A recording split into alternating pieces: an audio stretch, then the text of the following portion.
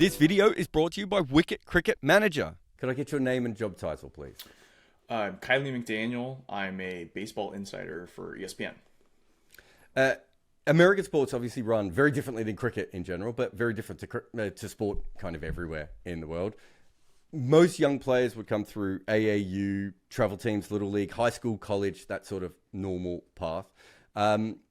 It's almost like an amateur conveyor belt to a professional system. Is that a fair way of putting it?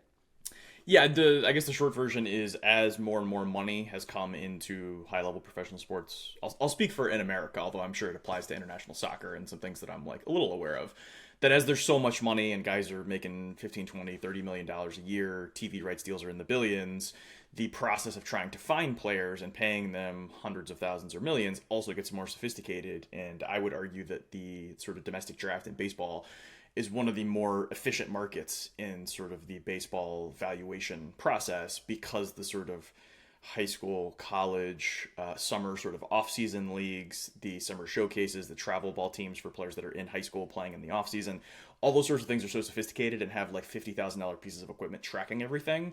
That's sort of figuring out where guys go. It used to be 10, 15 years ago, you could cover a small part of the country and not know who a second round pick would be, like the 50th overall pick. And now it's like everyone on the internet knows everyone that's going to go in like the first 5 rounds. Like there's no real surprises in terms of who it is. So that's makes the evaluation process a lot easier because there's so much more information and data and sophistication in sort of the whole process.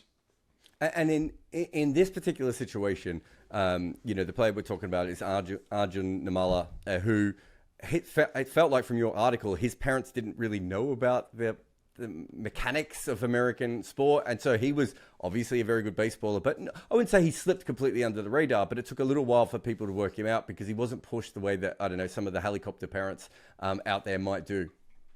Yeah, so my editor was, I did an article last year about a player who just stopped his season early because pitchers get injured at a very high rate. He was a pitcher. His team wasn't going to make the playoffs.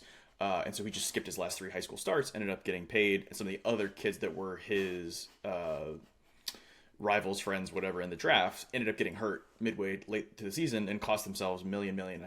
So that was like the feature I wrote last year, was interviewing him and talking about that process, because that had literally never happened before. And so my editor, Rachel, was like, who's this year's guy? And I'm like, I think Arjun is the guy, because I've been told that he is very intelligent and well-spoken for a baseball player, which you often get a lot of like see ball, hit ball, like very boring interviews at all ages, especially in high school. But also because of his Indian American heritage, I was like, I think there's also a little more here, but it's not just he's Indian American. There's not a lot of players like that. Like that's not a story. That's like a paragraph. I was like, I think there's more here, but I won't know until I go talk to him. And so, luckily his camp kind of played ball. I got to go talk to him, and I realized after talking to him, the story is that he's a great player. I think like the third or fourth point is that he's Indian American. That's like a cool extra thing. But I think the second point was he was like the anti sort of showcase or AAU or, whatever you want to refer to that youth establishment. He didn't do any of that stuff. And for like the time when most kids are doing it for years. And then the moment he dropped in, he got plucked by the system and immediately recognized and sort of threw himself in the deep end and was like, I really want to do this. And then went from not on the radar to straight to the front of the line because he was so talented. And so that decision to not sort of jump into the program for me was like the main part of the story, because there's other guys that are that good. There's other guys that are that good and just American players. And then you take that element and the Indian American part of it, and that made him stand out within the other players. And, we talk about his heritage. He was born in America, though, wasn't he? Yes. His parents were born in India. His entire family still lives in India. And then he and his brother were born in the States. And so they go back quite regularly. So you can understand why his parents wouldn't be aware of travel ball and, all the different camps that they need to be at showcases. Also, from your piece, it sounds like, I think his family's from Andhra Pradesh, and they went back quite regularly to that area. A couple of good cricketers come from there, by the way, as well. But, it seems like that is, they spent their times were more normal, less Serena Williams style of, making sure that you get every inch out of them as a child, make sure that they're the most professional you could be. He had a very normal sounding childhood while being good at baseball in the background. Is that how did I read your piece correctly on that? Yeah, that was for me. That was, if we're gonna say being an Indian American was like the fourth interesting part, and the first part was being really good. The second part was not really being in like the summer showcase atmosphere. I think the third part, if we're gonna say there's four interesting points here, is that his parents did the sort of anti-helicopter parent thing, and were like, don't have video games, play a bunch of sports, school is most important, try to set yourself up for like a successful life. You're just sort of like, all right, these sound like all the sort of objectively correct answers if they exist. They seem to be going down all the right roads. And then once baseball, it sort of clicked, and it was like, oh, not only do you have a chance to like do this as a living and make some money and that kind of thing, this is a thing you're good at that could pay for college. Like all these things became like a real option. And when that sort of clicked, which is also true of his brother, he has a chance to be drafted next year and is like a similar sort of player, although not quite as good at the same stage, but could be. They really jumped in the deep end and really did the thing that you would say are the worst parts of what the helicopter parents would do, which is really not like push him, but like give him all the availability and time and resources to chase it. They gave all of those resources, but sort of on the right timeline where he found the thing he wanted to do. And so for me, that was like another like, oh, not being in that whole thing from age 8 or 10 or 12 when most players start. That allowed him to sort of develop into it and have it be a thing he chose to do, and a lot of other things that scouts like, which is like playing other sports and sort of finding what you like. And in some cases, cricket was that thing that it sounded like through age 12, 13, they were going every year or two and staying for a couple weeks at a time. And then once you got past that age, then it was like, now we're doing baseball, then the pandemic hits, and then it was like a little tougher to carve out 2 weeks in the off season because both him and his brother were really sort of in the deep end doing the baseball stuff. It must have been fascinating for him to go back and play cricket because, I mean, I know that baseball is, a derivative of cricket or rounders, whichever way you look at it, a combination of both in some ways. But that it is a little bit different. And you talked about, that before of that scouts now want you to play multiple sports, which probably wasn't the case 10 or 15 years ago when they wanted you to be a specialist in one thing. And now we see these things very differently. But his ability to play cricket would have given him some of the other skills that you would need for baseball as well. Hand-eye coordination, fielding the ball. We'll get to his position later on where I think cricket might have actually, really helped him. But there's no doubt that, playing that other sport, and it would have been a very, these would have been street games on oval Maidans in India and everything. But they would have been quite serious, even if he was only 12 or 13. Yeah, like I saying to you before we started recording, like I have like just a broad understanding of like I've seen clips. I understand the basic idea of like a ball is thrown, a ball is hit. There's some running. You hope to hit it hard. You hope to throw it past the guy. Like those broad things that I know are essentially the same as baseball. Like it's not obviously like the stiff arm as opposed to the flexed arm throwing it is like maybe the biggest difference, and like being able to hit it in any direction as opposed to just like certain directions. It did make it into the ESPN Daily podcast that I did with Jeremy Schaap, but I gave him the audio of our conversation, and he basically took like 60 seconds and like explained the whole sport to me, and he was like, the rules are this. And I was like, what's the deal with like that rope? Like what is that? And he was like, oh, okay, so like the rope, like I don't know if it's probably not called the rope, but like just watching the highlights, you're just sort of like, oh, there's like in baseball we call it a warning track where it switches from grass to dirt in front of the wall, and that's so that the people running toward the wall know that they're off the grass and about to hit the wall. Like that's the reason it's there. And I'm like, I'm guessing that's not the reason. He's like, no, it's not. And starts like walking me through it. And I think they realized for that podcast we didn't have time in the 25 minutes we had for him to explain all the rules of the sport to us. They're focusing more on the human for that. But yeah, I think there's a lot of similarities. And he actually said, which I think was on the podcast, that the thing that like he couldn't do was the stiff arm throwing it, that he just couldn't do it, which a lot of times we'll hear baseball players or hockey players saying that they can't both play their sport and play golf at the same time because the movements are similar enough but also different that it can kind of mess up your swing.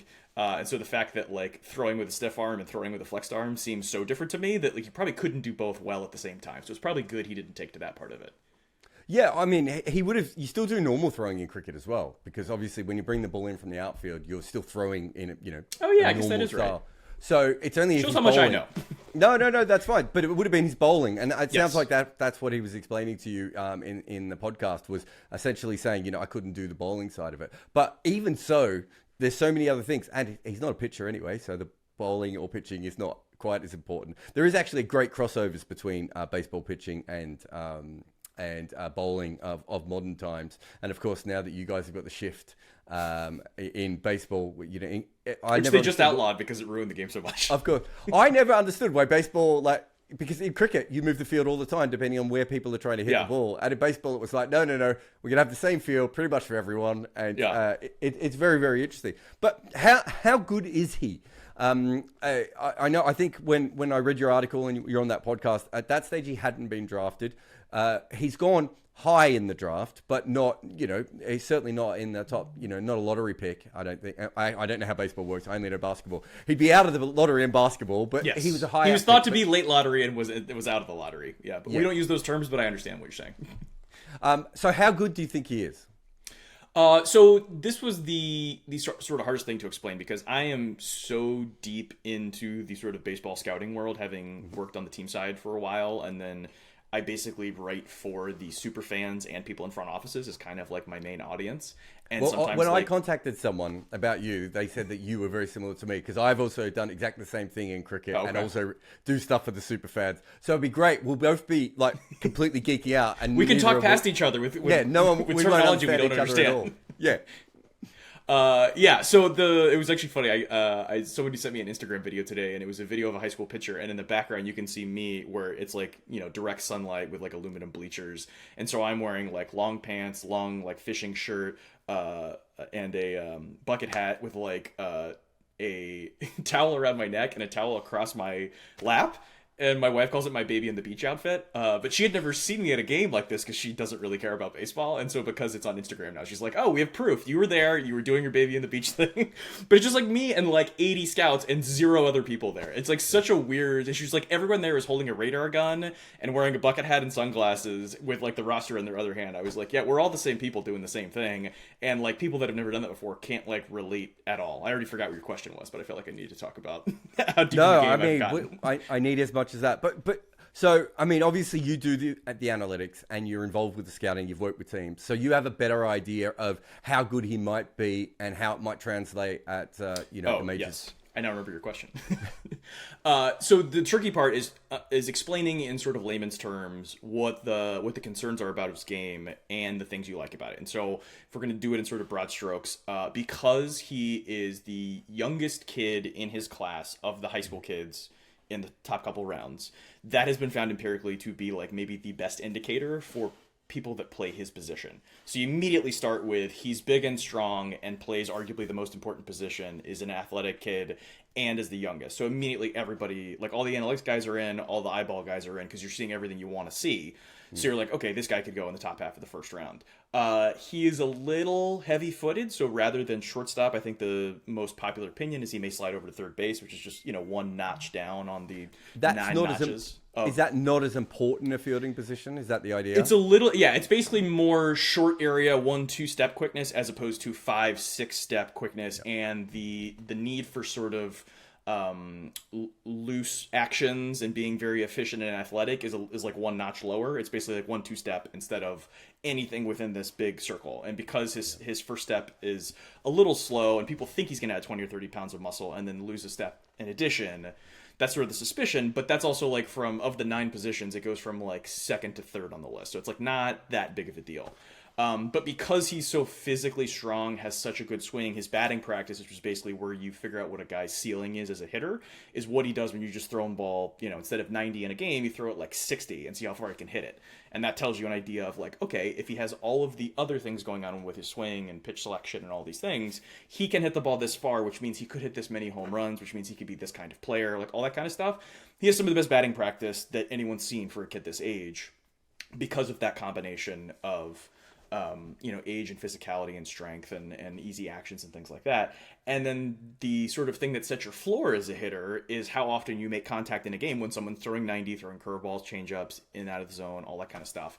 He's just okay at that. But part of the reason that 17-year-olds are valued so highly in these draft-like algorithmic models is because they are unfairly discounted for being younger than who they face. And he's generally facing kids that are a year or 2 years older than him. When he gets to the minor leagues, which will probably be the next week or so, he's facing kids that are maybe 5 or 6 years older than him. And so there has to be an adjustment made, but it's a different adjustment for everybody. And so while he has all the components to project him to be able to hit, to have that high floor, and then maybe get to that ceiling, you don't know how much to adjust that. Everyone's different, but he has all the components to project himself to be able to do that once he is playing against his peers, which he hasn't quite done yet. So it makes everyone nervous that the floor is very low, but it makes them excited that there's a chance the floor could be much higher and the ceiling is very high, and all the little things you can see there to sort of dream this could be possible, they're all there. And so the list of guys that have a chance to be a perennial all-star, one of the top 30 or 50 players in baseball, there's like 6-7 guys per draft that have like a reasonable chance of doing that, and he's one of them, but he's the one that has the biggest chance of being like maybe nothing, or something that doesn't really matter very much in like the scale of Major League Baseball. The whole shortstop thing is really interesting. I talked to a couple of friends of mine who have played baseball and played cricket, and they all kind of thought that shortstop was the fielding position that is most like a cricket fielding position, in that you do have to, the way that you move around, other than the glove, of course, but, most of the other baseball fielding positions, maybe the outfielding ones, but they're so specialist in the way that you move and, your couple of steps, whereas essentially what a shortstop is very similar to a ring fielder, which everyone has to field in the ring at one stage or another in a cricket match. So from that perspective, I thought that was interesting from his development compared to everyone else. But if he's going to be too slow to do that anyway, maybe nothing came from that. The other thing I thought it was quite interesting because obviously he wasn't about to become a cricketer or anything else. He'd only played a little bit and probably whacked the ball around on the Maidan. But he went 20th in the draft. Can you tell me how much money he earned by doing that? Ooh. Pull it up. I believe it. Even if roughly, I believe it was $3 million. The expectation, I thought he was before the draft going to go somewhere between 8 to 15, which would have been I think 4.5, and I believe he ended up getting 3 where he went. Yes, it was exactly 3. Yeah, because I find that so interesting when you look at cricket and baseball because cricket is going through this huge money making system, but we don't have this pathway system where a 17-year-old will be plucked out. And I'm assuming he's going to play in the minors for at least a little while until you suddenly... Yeah, at least 3, maybe as many as 5. And if it doesn't work out, then they technically have your rights for 6 years. But usually that doesn't end up mattering for most guys. So generally in cricket, if you're a 17-year-old and you're getting paid $3 million a year, which I can't think of a single 17-year-old who's ever got that much money before in cricket, you would have to be a first-team player already. So really what you're talking about here is they're paying $3 million to develop him in 4 or 5 years to hope that he becomes a player. That's kind of how baseball works, isn't it? Yeah, and I can actually, because I'm like a spreadsheet dork at heart that kind of learned how to do the scouting, like hands-on on the field parts of it. My passion, as my wife would say, it is Google Sheets and Microsoft Excel. So when I worked at a place that I'll say is even more for the dorks and industry people than my writing currently is, we did math on this because it bothered us when somebody would say like, hey, this team's farm system, which is like their 6 minor league teams, is it better than this other team's farm system? And I'm like, I could look at it and kind of guess, but like, that's like almost 150, 200 players in each farm system. I can't look at 400 data points and tell you this one's a little bit better than that one or a little more than a little better. Like that seems silly for me to have confidence that my brain can handle that. So we came up with essentially a math equation, and I guess the broad strokes would be if you go through all of the historical players that have been ranked before, you then see what they actually turn into. You can then do like a discounted time value of money of what that would have been worth when they were in the minor leagues, what they would have gotten paid, and then what a win or a good player is worth right now, and then apply that to players currently in the minor leagues. And it turns out the teams have told us, like, yes, the numbers you're using are essentially the same numbers we're using, which if you're in a front office right now for a baseball team, you'll be trading like a player with an expiring contract on your big league team for a minor leaguer, and I bet the values in the team, either of the team making the trade system, will say like this expiring contract big leaguer that's 35 is worth $2 million because you're getting half of a $4 million performance, or whatever it is, and this minor leaguer you're getting is worth $3 or $4 million. And so we have sort of the math to say how much that player is worth. Nimmala just signed for $3 million. He's worth somewhere between like $4 and $6 million right now. And if he gets anywhere close to what his upside could be in the next couple of years, he could easily be worth $50 million. And that sort of translates directly to whenever that day comes where, hey, he's worth, everyone agrees, something like 35 to 50 million, you can trade him for 35 to 50 million dollars of big leaguers. Like, it's not like an on paper made up value. There is a way to sort of a market, if you will, to immediately transcribe that into something else that maybe makes your team better, or maybe you sell high on a player that you think won't get much better. So the idea of paying him $3 million being a lot is a slight discount on probably what he's worth. That's just the way the sort of closed system works. But the idea is you're investing in, a growth stock, if you will, that you think is going to go to the roof, and there's a chance that 10x's in a year or two.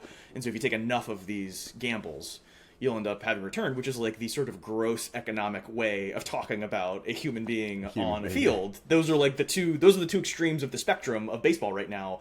Most people lean into one or the other, and often I have to sort of translate, this is what the two sides are talking about, these are the parts we can all agree on, and then these are like the extrapolations of the two sides yelling at each other.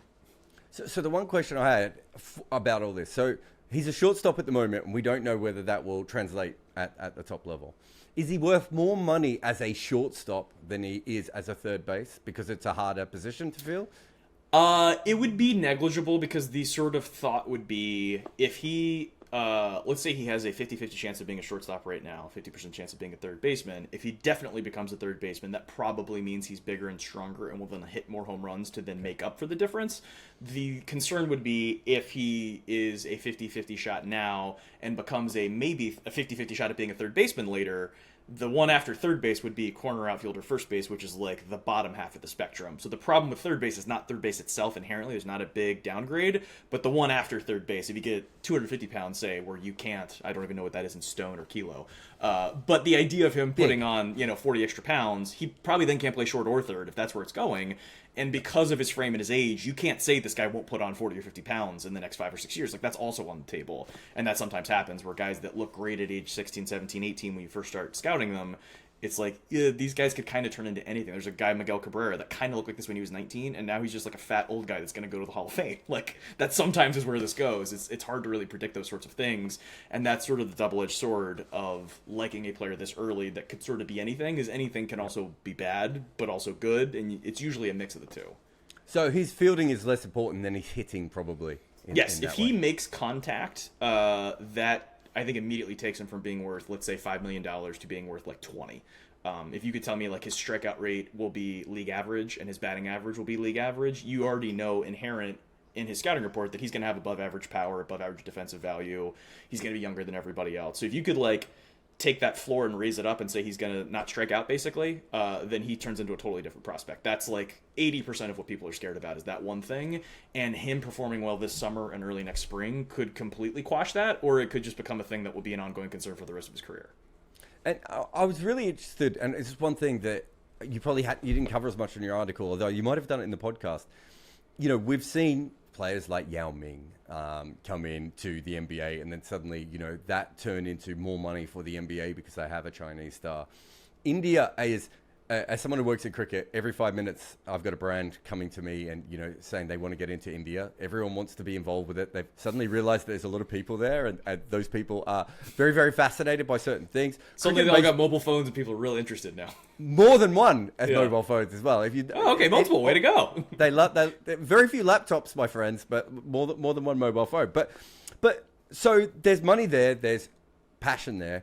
Cricket and baseball are not quite the same sport, but they're close enough that you could imagine in any place that baseball is big, that cricket would have a chance. So Japan would be a place that if cricket really put a lot of money in, you could see how they might be able to get something. And the obvious, the opposite should be true as well, right? That baseball should be able to move into places where cricket has a foothold, just because the sports do have an overlap. A similar kind of pattern, slower kind of sports in the way that they work.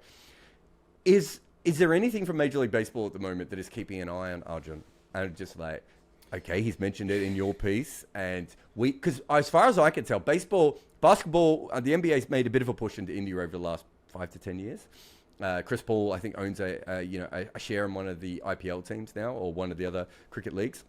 So there is a move towards the basketball. I haven't seen it with baseball. Baseball seems a little bit more Japan, Korea, America centric rather than Latin America. That would be the other big one. Yeah, Latin America, of course. So there's a lot of people in India. There's a reason that we could go. Is Arjun maybe a ticket to at least get more interest in the game from India? Yes, that was the kicker in the article, and I think it was also the kicker in the podcast, because like I said, I thought the idea of him being Indian American is like not even top 3 most interesting thing about him, but it is something that needs to be sort of covered because it is like the most unique thing about him, even if it isn't the most important thing about him. I am familiar with some of the people at Major League Baseball. I noticed as we got closer to the draft, and it was pretty clear like he was going to go in the first round or get a first round bonus or whatever. The MLB owned media, which ESPN broadcasted the draft, and then MLB Network had the set next to us, which is owned by the league. They also had a lot of features with him. He came to the Combine, which is like, you know, a big event where all the teams can get familiar with the players and they do workouts and interviews and things like that. So it seemed like they were aware, but also any first round pick hanging around kind of gets that treatment. I think from talking to people like in front offices with teams and people that are sort of familiar with the thinking of like the commissioner and, you know, sort of the most high ranking people with the league, there was a push into China, like I want to say 10, 15 years ago, and a couple players were signed, which is sort of obvious. Like these guys are not going to make the big leagues. There was the movie $1 Million Arm. A couple cricket players from India were signed. They weren't even cricket players. I think they were javelin throwers. They came over to get cricket players, and the problem was that being a fast bowler and being a pitcher are not really related. Yes. At all. And so it doesn't work. That's like 30% of pitching in baseball is just throwing it hard. So yeah, I can see where the hands are important in both sports, but everything else is a bit different. And we've seen cricketers try and become baseballers as well, and they don't cross over as well. So I think there's always this thought that the two sports could cross over, but I think they're just too different in order for it to ever be successful. There'll be freaks, of course, but I don't think consistently you'll ever get that in the way that you do, you know, between the two rugby codes or between Gaelic football and Aussie rules football. I think there'll always be a separation. But there's also a long history of NFL quarterbacks or college football quarterbacks or recruits to be quarterbacks and pitchers doing both. Like almost every year there's 2 or 3 guys that are like that. And obviously like the actual motions aren't that similar, but the sort of skill set of being, you know, big and strong and athletic and throwing hard, like those are pretty similar. If you had played both from a young age, you can probably do both, which I would imagine is probably the same with some positions in cricket and baseball. If you're doing them both from early, they're similar enough you could do it, but almost nobody's doing both. No, we used to have in cricket. So baseball used to be. This is really weird, but baseball used to be played in the winter in Australia, and so there's some big leaguers from there. I mean, that's sort of like a tertiary market where like I could name some players from there. There's a handful signed every year, but it's like, obviously a low amount. But so in the old days, the professional cricketers would play cricket in the summer, and then they would play baseball in the winter. And there was always a thought that, you know, that could be a farm system. But I think baseball sort of changed its trend. It wasn't as big after that, and so it went down. But the point is that there must be an interest of Indian market, even if it's in the back of their mind. So how does it? I think I got derailed answering your question. You did. No, it was great. I love it. Yeah. But my question is, because he mentions Shohei Ohtani. And I get that. But that's a different world because Japan loves baseball, right? Yes. And they know about baseball. And now they've got a famous baseballer. And he just happens to be the best player. It could be anybody else. He just happens to be the guy getting the focus right now. And he's the best player. So Japan can't overlook him, right? At that point. But they had Ichiro 10 years ago. Like they've had versions of the best player in baseball being Japanese, having played in their league. Like this sort of path has been, you know, every couple of years there's a new guy coming over that's really good. Obviously in India or China or wherever. Like I worked for the Yankees when we signed the 2 Chinese players, and like it was very obvious that they were like, yeah, they're fine, but they're not going to go anywhere. And I was working for the Pirates after they signed the players from India, and it's just like, yeah, these guys aren't going to go anywhere. This is, you know, it's not like a publicity stunt, like, but it's sort of like it wasn't real. It was like trying to force a thing. Yeah. All that to say, the sort of perception in the States is that the NFL has like all the football has like all the sort of marketing ability and can do whatever they want. The NBA is like the forward thinking, open minded, tried to go international first, more friendly with young kids and fashion and shoes and whatever. And then baseball is like a bunch of old fuddy-duddies that don't understand where things are going. And most recently, when we just had the rules change, outlawing shifts and changing the pace of play, and have had great reviews, it was because they took a guy that used to be a GM that ran a team, let him come into the front office of Major League Baseball and say, we should do this, and immediately all of his ideas were fantastic. And it was like, oh yeah, because like the people in this front office are part of a front office underneath a commissioner, underneath 30 owners that are like have a certain culture to them, and it's very sort of, you know, country club, old money, like that kind of thing. That's not going to be the thing where like Russell Westbrook or Chris Paul goes to China and is beloved. It's just like that sport is not going to work that way. And there's also not many players from Asia that aren't from Korea, Taiwan, Japan. It's just like China, India, you know, pick whatever country that doesn't have like a big leaguer right now. Like there's not a lot of crossover, and these are not the most famous people in the world. And there's been a lot of sort of hand-wringing in America that like whoever the top 5 baseball players are, if they don't play for the New York Yankees, no random baseball or random sports fan knows who any of them are. and they're not wearing like the NFL. They're not wearing a mask over their faces. Like they're walking around the field, and they're the best player on the field. They're making $30 million, and they can walk down the street in an away city in the States, and people won't recognize them. Like that's part of the problem with baseball, which I think goes back to who the owners are and sort of their approach to things. So all that to say, there was sort of a, sort of forcing it way to try to get into India and China 10, 15 years ago when the NBA was really making inroads there. That didn't work, and then they just kind of put it away. And now they're going to London because it's like, oh, well, it's English speaking, it's an American friendly country. They're aware of all the American sports and American politics and things like that. So like maybe they'll be more into it. They've already responded well to the NFL. So let's try that. And I think now they're seeing Arjun as a possibility where if he, does some of those things I was talking about, goes from being worth 50 million or 5 million to 50 million, and 2 years from now he's one of the best prospects in baseball, all of a sudden that engine's going to get rolling again, start looking at India and being like, okay, is there a way to do this? I don't have a ton of faith they're going to figure it out because they haven't really figured it out yet when it hasn't been handed to them. But they're obviously salivating at the idea of like, we can now sell TV rights to India because they want to watch this player. The same way that like when I worked for the Yankees, we had Hideki Matsui playing for us, who was like not the best Japanese ball player of all time, but was the best one at the time. He got injured and came back to the facility in Tampa. So like the big league team is in New York. I was the facility in Tampa where you're rehabbing and all the minor leaguers are.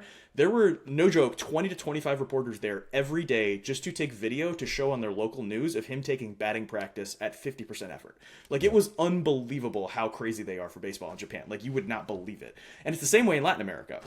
If like a famous big league player who's from the Dominican goes back to the Dominican, they can't go anywhere. Whereas they could be walking down the street in the city they play in, and they might not be recognized here. There are certain, and so I think you look at both Japan, Dominican Republic, Venezuela, some of these countries being very different socioeconomically, but all responding similarly to baseball. You'd like to believe that can transfer to another country, but it's like, I would guess, a multi-decade climb after you get a really good player. And so when you're talking about India, it's like, well, we don't even have one good prospect yet. Well, now we have one. Okay, now we can start this process, and it might take 50 years for all of those things to come into place to where are you good at marketing becomes the question, not do you have a player, do I have a reason to make me care? Yeah. I mean, don't worry with India. Nothing takes 50 years. So if they come on, they'll come in. Don't worry about that. But I find it, let's say he does hit. And he doesn't, because we've even seen, NBA players with Indian backgrounds and, other Indians across sports. There's always a bump, right? Because there's so many people over there. They're such a sports mad culture. And because they've been so good at so few sports, right? And now they're starting to break out into these other sports. It feels like to me, if MLB does use Arjun, from your article and listening to him on the podcast and everything else, he seems like a fairly level-headed guy. And part of this comes back to his family, right? Because he wasn't brought up as a 14-year-old sports prodigy and everything else. And he's very well-grounded and, very well-studied and everything else. It feels like he'd be a fairly good person to be the face of Indian baseball if he does get to a point where, he's a star. Yeah, no, I guess we're going to start listing off more things I thought were notable about him. I've mentioned that like sometimes you talk to players and they're just sort of like blank slates, which to be fair is probably any 16 or 17-year-old anywhere in the world. If some reporter is like, hey, what do you think about the thing you're weirdly good at that you didn't know you were good at 4 years ago? Like they're probably going to clam up and just be like, I don't want to say anything wrong. Like that's probably what I would have done at that age. And so me coming as like a fast talking, very verbal person asking you a bunch of questions about like, what do you think about all these kids that you're wildly better than, that you're like out of place playing with right now, to give the answers that he gave about like every question. Like I asked him like tricky questions, like how good is your brother? And he was like, yeah, pretty good. Like we'll see, but here's like what he's bad at and here's what he's been improving at. Like he gave me like the correct answer. And like, what do you think if like, do you want to be a role model for India? And he was like, well that, I'm paraphrasing, but it was basically like, well, that's like a lot to put on someone's shoulders, but I would love if they, like you referred to, I'd love if they responded to me the way Japan responded to Ohtani. And if we could get a World Baseball Classic team, because so many kids decide to play, that by the time I'm playing, there are more in the minor leagues, because oftentimes there's like minor leaguers make up a lot of these teams, that we could have a team and I could play on it. And so you could sort of see the seeds of like, I'd like to lead a thing, but like, I don't want that to be like defining to me or be put on my shoulders. But I think, like you're saying, like he is level-headed in the idea of like when I asked him like about video games that he likes, and he was like, "Oh, I don't play video games. My parents won't let me." But that's probably right. Like it's probably like the right. And I'm just like, huh, wow, that has almost nothing in common with the vast majority of young professional athletes I've talked to. So the idea that he's that at this age, you'd like to think that that will continue to grow and continue to be sort of spokesman level in terms of the way he thinks and talks about this sort of stuff and like his motivation, because there's also like I'd say a famous strain in American sports of like Charles Barkley said, I'm not a role model. Like there's some people that just want to like make a bunch of money and like play their game and don't want to like, you know, read books to kids and things like that. And like that's their, you know, they don't want to be politicians or like brand ambassadors, or they just don't want to do any of that stuff. And he seems like open to that sort of stuff in a way that a lot of players aren't, especially in baseball, which I think is maybe the least open to being like product ambassador and speaking for a whole group of people than some other sports are. Beautiful. Thank you very much for coming on the podcast. Yeah, thanks for having me. I learned more about cricket. This is a dumb American that's been educated now.